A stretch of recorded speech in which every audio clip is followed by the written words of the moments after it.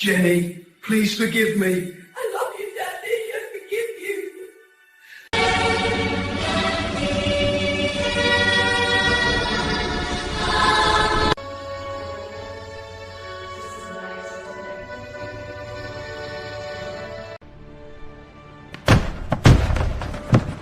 Checkmate, Jezebel! You've lost! There will be no grave or tombstone for you! What a sweet irony! The little baby girl you'd groomed to be the vessel for your demon escaped, and exactly 40 years after you gave birth to me, I was used to set all your captives free! That's a bit more intense than I normally am, but all of that really happened.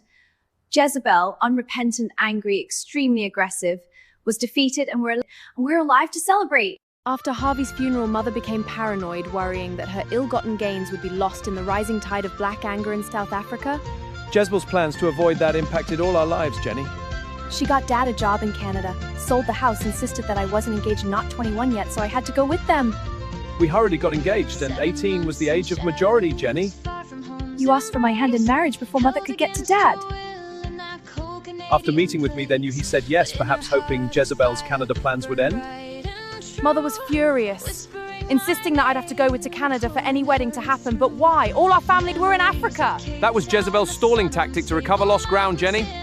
I went to say goodbye to Daddy at the airport, where she demanded I tell him I'd go too, else be cut off from all family, forever shunned. You bravely refused, Jenny, hurrying back to jump into my arms, crying like a wounded deer. She'd insisted I'd choose either them or you. She met privately with me, demanding that if I loved you, I'd let you go, otherwise I'd be forced to watch you wither and die before my eyes. Ian, you left home at age 8 whilst I was still emotionally attached to her, as if by an umbilical cord. She knew that, Jenny. Over the next year, you were withering and dying before my eyes, and I was helpless to stop it. Being shunned is terribly painful, Ian. I just wasn't able to deal with it. It was with a sinking feeling that I realized if you returned to her, she'd stop shunning you and you'd be able to recover, to survive. I loved you, Ian. I wanted to stay with you, also for her cruelty to stop. Jenny, you wanted them and me, but she'd made that impossible, unable to accept that you became dangerously depressed. In Canada, I saw their new home wasn't nearly as nice. No pool, Dad's job wasn't good, gone was the Mercedes, BMW motorbike, MG sports car, powerboat, caravan, and nice weather. God's justice was starting to kick in, Jenny. Before I left for Cape Town to marry you, ever hopeful, I told my parents I'd planned it to coincide with Dad's annual company vacation so they could be there for me. Yep, like that was going to happen. Mum said Jenny's not getting a wedding dress or money.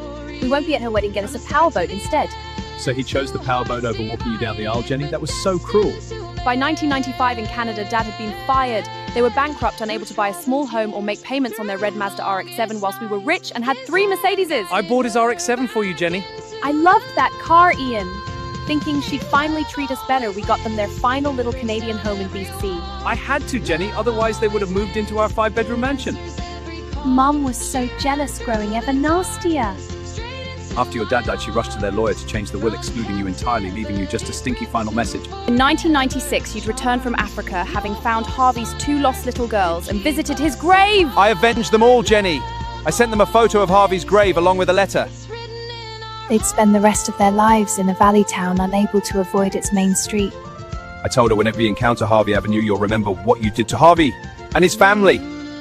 In 1997, she told Dad to find us, get you to recount, or failing that, kill you!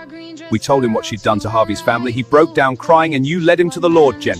Realizing she wanted you dead, we sold my first dream home, retreating to the Niagara Escarpment to live there in the forest. I flew to BC every 2 months to build your final Canadian dream home across the lake from her. Chalet Rose was a beautiful surprise, Ian. I loved it. There we lived there, closer to danger, further from harm, undetected under her nose.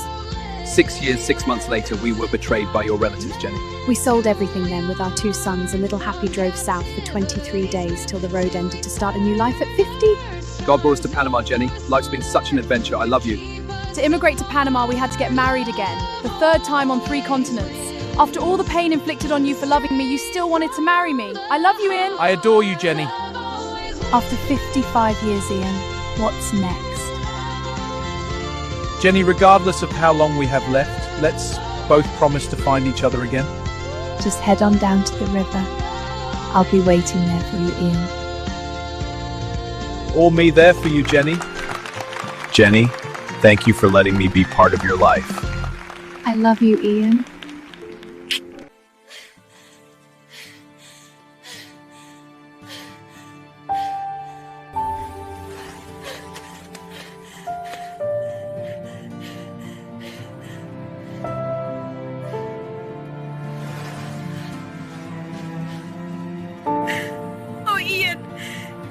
my gevind.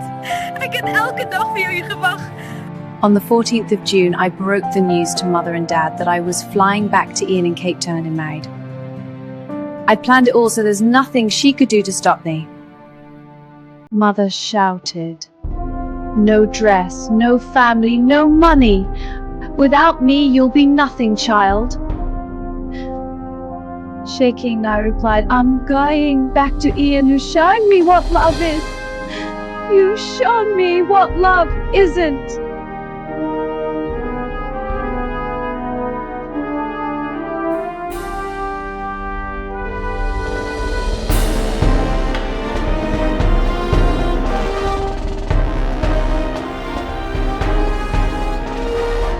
By running away from Mother in Canada back to Africa, I bet on you.